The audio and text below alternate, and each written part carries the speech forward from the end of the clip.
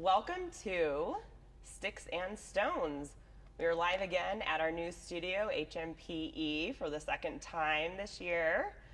I am very excited. I have my guest, Kelly Boyers, here with me today. She is the founder of Adam's Place. Thank you, Michelle. Thank you. Great to be here. So if you are joining us for the first time, my name is Michelle Hausbeck, and I firmly believe that the words that we tell ourselves and the words that others tell us can have a huge impact in our life. So the name Sticks and Stones comes from that old adage, sticks and stones will break our bones, but words will never hurt us. Well, I call BS on that because they are very impactful and can be positive or very negative. So what the show is about is sharing those words or phrases. I'll have one and then my guests will have one. Great. And we'll tell the story kind of that is circled around it. Great. Sounds great. But first, I would like Kelly to give us some information on the nonprofit that she runs. I also volunteer there. I have been for almost a little over 2 years now, I think. It's very near and dear to my heart because of some of the things I've been through in my life. It's Adam's Place. It is a center for children to help them learn healthy coping skills when they're dealing with loss. So I'm going to let you take it away now and give us some more information. Great. Thank you, Michelle. I think this is a great concept. I don't think we talk about words enough in the content and the context that they frame our lives, the imprint that they make. We see wedding vows, we see all kinds of things full of words, and they do make the impression, especially with children. One of the things we work on at Adam's Place is vocabulary. When a child has the disruption of a loss, they don't have the vocabulary, they don't have the coping skills yet, they don't know how to speak the language of loss. So we work with them from the ages of 5 to 18 in age-segmented groups. So they're amongst their peers. So 5 to 8-year-olds are our littles, 9 to 12 are our middles, and then teenagers. We also provide a parenting skill class for the guardian or surviving parent. Our focus is the child.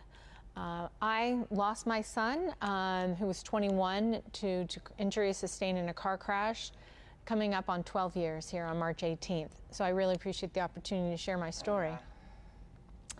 So with that sudden loss, there wasn't an umbrella for myself, and more importantly, his younger brother, to be exposed to support to the education on coping skills. So we took a real hard look at the infrastructure and social service in Southern Nevada, and realized that we needed to step up and fill the gap.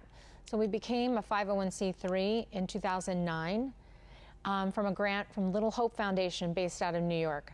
Little Hope's mission is to create a grief center for children in every metropolitan city. There wasn't one in Las Vegas, so we stepped up with a group of others and opened our doors.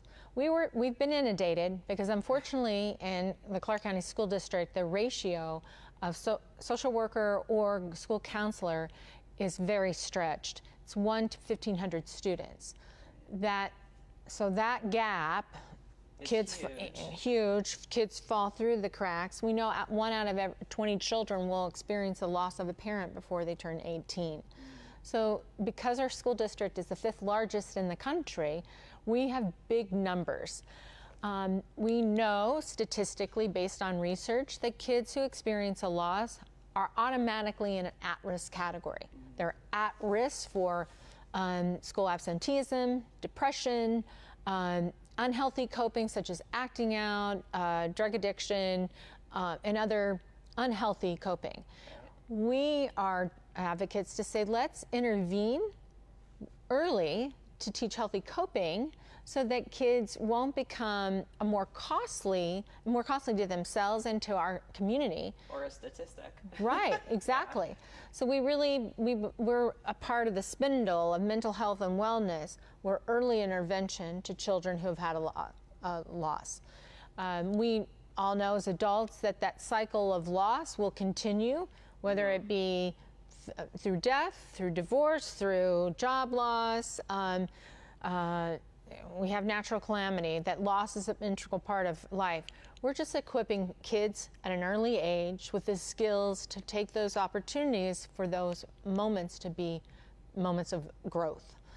So we talk a lot about coping skills. We set the expectation out that kids will acquire the skills that we present. It was really exciting. I know I've shared with you and we've posted on Facebook. We've started our first on-site school program. Yes. Yeah, it's really great. Our schools here have large classes. We're at a middle school with 1,000 students. So you can imagine what kind of, that's a lot of bodies in a middle school. So working with the school staff and particularly the school social worker, she was able to identify 12 children who have had recent losses, and we're working with them in a group setting. We, 2 weeks ago, we talked about breathing exercises, did some yoga, and they all came back last week and said how they used them before a test. They're using these skills, and we're going to keep praising them and coaching them to continue to use the healthy coping skills that we introduced through our program. That's great feedback that they actually were using the skills that you taught them. Yes. And one thing you mentioned early on was that children don't have the words to express themselves or enough knowledge yet in life, right, to know really any coping skills. Right. I mean, as adults, I've had loss, you've had loss. I struggle to find words and to know healthy coping skills. So getting the early intervention is such a needed service in any community. So thank you for setting that up here in Las Vegas. Thank you. And the in-school program too, Adams Place is set up as a facility, so you have a location, but that location can only serve, right, so many people, and we've been at max capacity, I think, the last year or two. So being able to go into the schools is such a huge accomplishment. Yeah, we're very excited because we know that transportation could be one of the barriers for kids to participate in the program. So we're trying to take that barrier away. And by going on-site at the school, they feel safe and comfortable and have already established trust with the environment. And that's one of the main tenets of our program is creating a safe, confidential environment. And so it's been wonderful, and we are very excited. The kids would even say we would never have met each other. One of the things I'll share with you that maybe your viewers might like to do, we don't want to, how many times have you been asked every day, like, how are you doing? Oh, fine. And we just, when we're really not doing so well. Yes. So we do a check-in system that the kids can do, in the hallways. So from a scale of 1 to 10, 1 being like not so good, it's really cloudy, I'm not doing so well, to 10, really great, sunny out.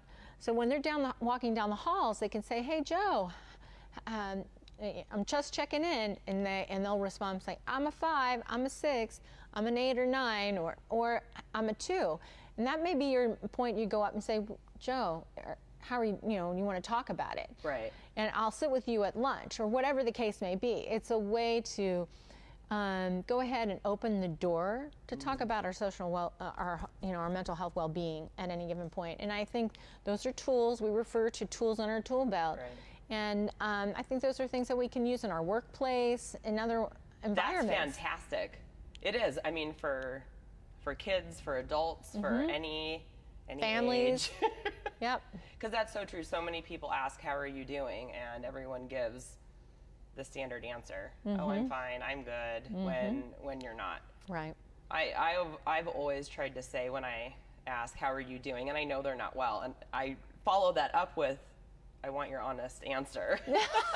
But the numbering system's way easier than that. Yeah. I mean, I think we need to have tricks and techniques that work. And we're in a very mobile, fast-driven society, and so we need to kind of catch up to that by having these cues that we can connect with another. We had another one where we had a mother who was died in a family, so the father was having a bit of trouble talking to their daughter about prom that was coming up, or her first period, whatever the case may be. So. As a group, we encourage them to find other communication methods. One, they decided to use a journal. They leave it on the kitchen counter. When they have a question or they want to communicate about something, they write that in the journal, and then they check the journal. And it's just another way to check in with each other and maybe bring up those harder to talk about questions or issues. Especially teenagers, because they're tough to talk to regardless of the situation Yes. sometimes. That's a great tool. Yeah. I'm thinking, oh, maybe I should use that with my husband. Yeah, all the time. Right, right. So you had mentioned too that Adam's Place started in 2009. Yes. So that means 10 years. Yay!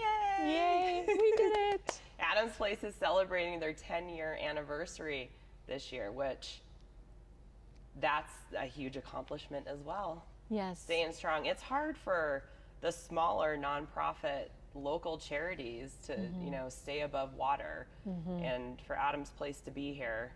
Yes, we're very grateful for this community support. And to your point, I think there's over like 6,000 nonprofits in Southern Nevada. Oh, wow. So there's a lot of great missions and resources that these nonprofits bring to the marketplace, if you would. But it is, the dollar can only be cut up in so many pieces. Right. And we've tried to be frugal and lean on and cost effective on how we deliver our program model. Right. But it's such a miracle to be here for 10 years. Yes. Well, and that's a good point, actually. So Adam's Place does 2 8-week sessions of Camp Cope, and it is of zero cost to the families that participate. So there's no cost to bring your child or your teen in to receive these services. Correct. And if there's 2 or 3 kids in the family, there's no charge to the family whatsoever. Right. And we're fortunate, and there's a lot of arts, crafts. And we do an outing at Opportunity Village, the Magical Forest, in December. You've been a part of that, one of my favorite things. It is. And you got a good singing voice, Michelle. But, we've, due to the compassion of our community, we've been, yours included, about communicating our story out there and making us a viable choice for your donations. We've kept it low cost to the program and no cost to the families. Yeah. Well, and speaking of cost and support of our community, we have, I say we, meaning Adam's Place. I've entrenched myself enough so that I feel like I'm a we. Definitely a we. The annual fundraiser that we do every single year. So it's called Vintage and Vines. And again, it's happening this year, April 10th. Yes. Which is a Wednesday at Red Rock Country Club. And it's from 5:30 to 8:30. Yep. Tickets are $75 a ticket. Tables can be purchased for $1,000. And then we also have platinum sponsorships available. Yes. So I believe our fantastic production guy is throwing up the website. Yes. In front of the screen here. You can go to adamsplacelv.org and get some additional info and purchase tickets there. Do you want to talk a little bit about the event? I would love to, because it's our only fundraiser for the year, and that makes it a special night for us.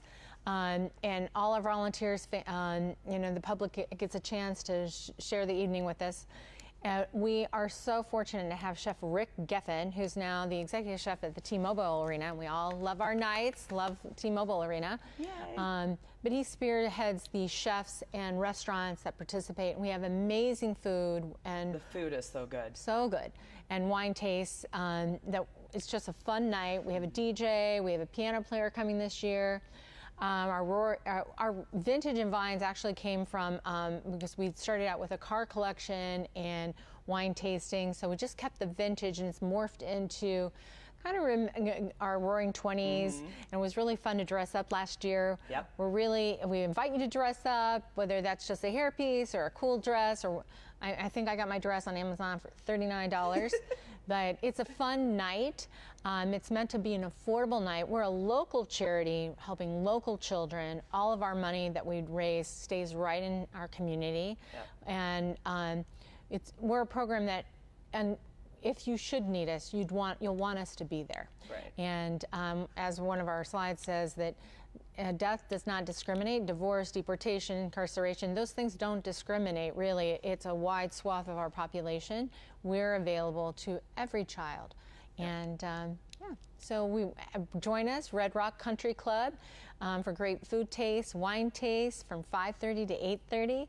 And it's just going to be a great time. Come meet Michelle in person, meet me, meet some of our great volunteers, and just have a great time. Oh, yeah. And dress up. Yeah, dress up. Dress up. It's not required, but I will say I was surprised last year. I think 90% of the people that came dressed up in Roaring 20s gear, and it was so fun. So much fun. Yeah. So if you guys have any questions about that, reach out to me. Yep. I'll get you pointed in the right direction. So thank you for all that info on Adam's Place. It is, like I said, just such a needed service here, and I'm just proud to be part of it. Yeah, well, we love you, and it is definitely a big we're a big community. Yes, we are. All right, so Kelly and I are going to share some words with you guys today. So I'm going to go first, and my word today is, I think, a word we all struggle with, and it is a complete sentence. As I've heard quite a few people say, my friend Deborah just said it's a complete sentence before the show. And the word is no. Oh, yeah. How many of you have a hard time saying no without feeling guilty, without feeling bad, without having to feel like if you say no, you have to do this big, long disclaimer or have an excuse or lie sometimes about, what you're saying no to or why you're saying no? I do. I struggle with that a lot because I want to support, friends or events or whatever it is that's going on, but there's only so much time in the day.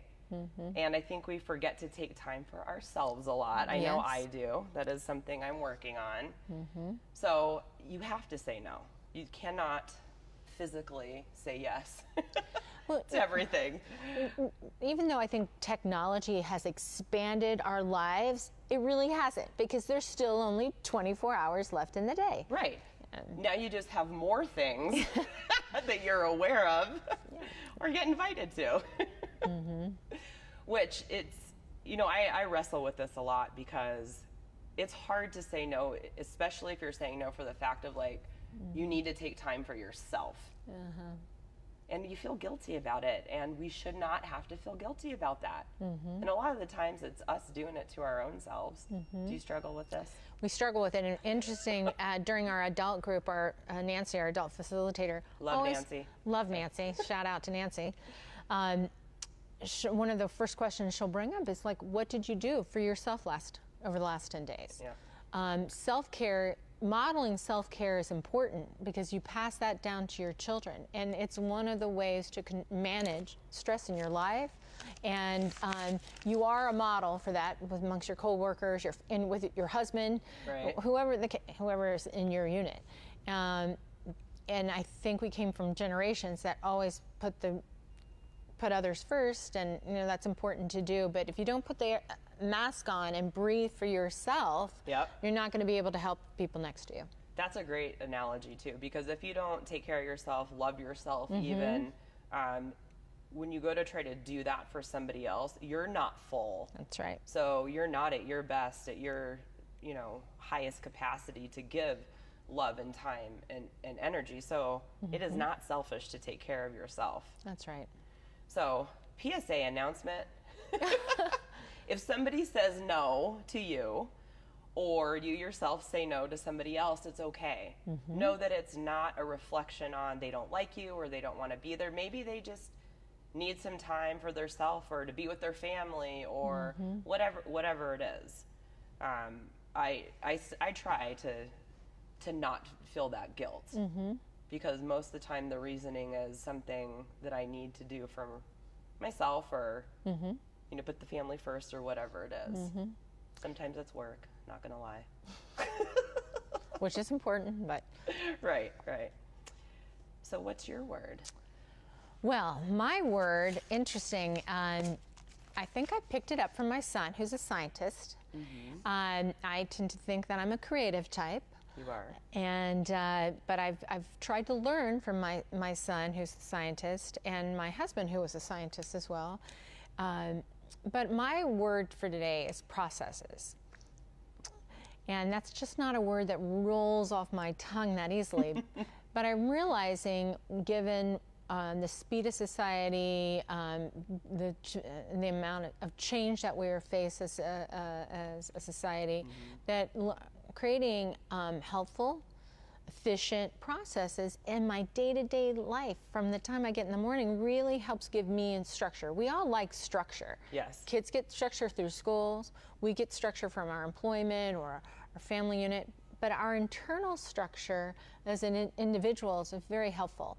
Whether you get up and do a meditation in the morning, whether you do 15 minutes of exercise, have a healthy breakfast, those internal processes really have a cumulative effect to help us be our best. Right. So I look at them as processes versus, oh, I'm on a diet or something that has some negative limiting.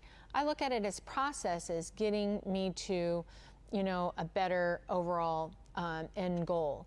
We talked a little bit about, the cure for cancer has come from clinical trials, little tiny clinical trials along the way, processes. And I look at my day-to-day life going through processes and improving those processes along the way will get me to my goal. I like that. That kind of goes in tandem with one of my favorite quotes. Little by little, that little becomes a lot. Totally agree. Well, and one other thing processes can do, whether it's you're using the word process or schedule. Yes. Schedule might have a negative connotation sometimes, but it allows you better time management. Yes. And to me, that relieves some stress that goes along with not having a process or a schedule or a flow to your day, because then you feel all disheveled and overwhelmed. Like, I'm a fan of lists. Yes. Checklist. Love lists. Because I will put sometimes the silliest little thing on there because it feels so good to just cross it off. Yes. Yes, that's a mind and body connection when you can make a physical check mark. Yeah. All that comes together. So how was it, because you said you were starting to implement processes, right? So how were you beforehand without maybe these processes in play? Like, how did you feel without the process? I really don't think I was making the most of the opportunities I had. And I've lost a lot of family members, and so I realize I'm very lucky every morning when I wake up to still be living, breathing, able to accomplish things in this life. And I'm like, how do I maximize that? How do I have an opportunity to help more people? Because it seemed like I had a finite amount of energy and time. Right. Well, then I started looking at how could I organize that time and maybe alleviate some things or do some process tasks more efficiently. And so that's when I'm like, oh, these are processes. I can start, as I have an MBA, right? And so we always look at a corporate culture and look at what can be improved quality processes. And I started just kind of overlaying that.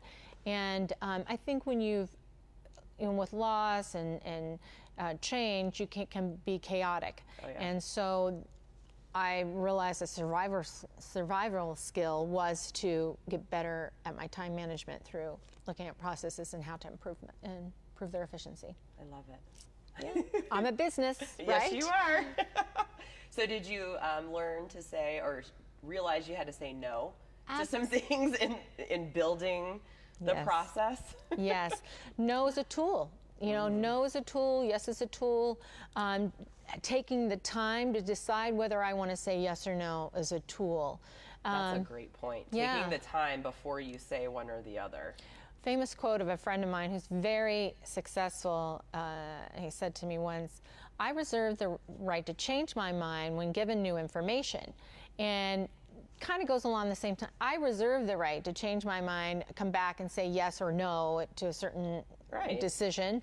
And at the same time, I do reserve the right to make an educated decision before I say yes or no. I mean, I think we all shouldn't be so hard on ourselves and give ourselves some time, step back and take a breath, and make sure our decisions kind of line up with our, our priorities. Right. And, execute from there. I really like that. I'm going to do that too, because you're right, taking the time to reflect on what it is, get all the information, look at what else you have going on that week. Because one thing I've noticed too, we talked about this last time on the show, was my word was time. Because I'm trying to be better about my time management and prioritize, and so I do have room and energy to do the things I really want to do, right? But looking at what you have going on maybe the rest of the week or the day before or after, because some things take more energy away from you, and you might not have the energy to do that thing. So to take the time and look at the whole picture is a really good piece of advice. Yeah, because that's about quality. Yeah, it is. Because you want to be present and show up when you're there with somebody or at an event or whatever it is you're doing. Even if it's taking time for yourself, you don't want your brain to be on 100 million other things. And I think, I struggled with that being a mother of two and working. Did I show up at the baseball game? Yes, but was I really present at the baseball game? Maybe not so much. And that was even before the cell phone thing.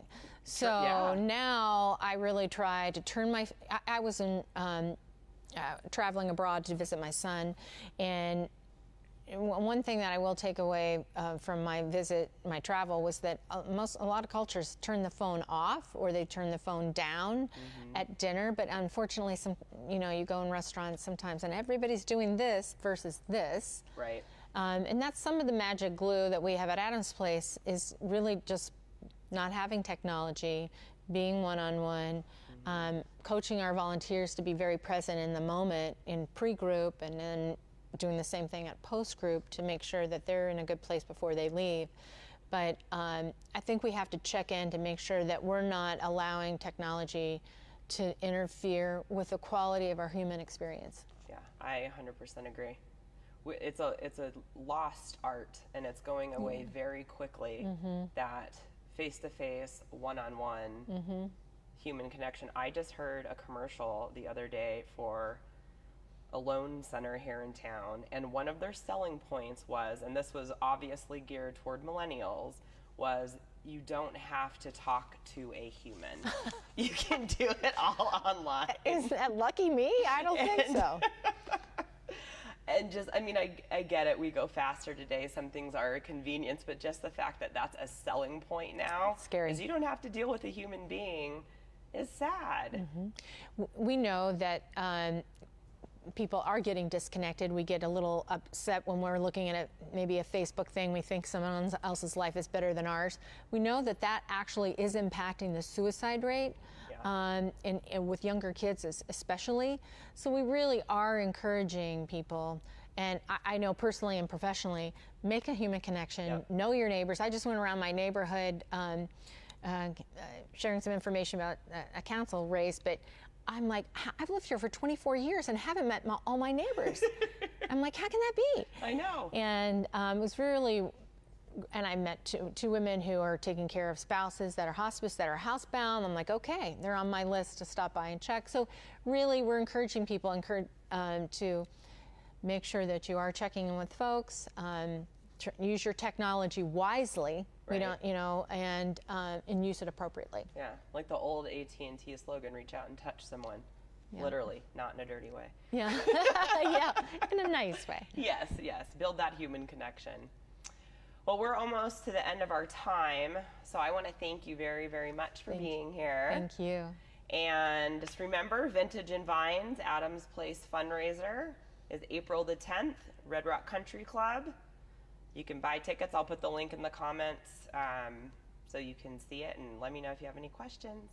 Thank you again, Kelly. Thank you, Michelle. It was great. Okay. Bye. Thank you for tuning in. Bye.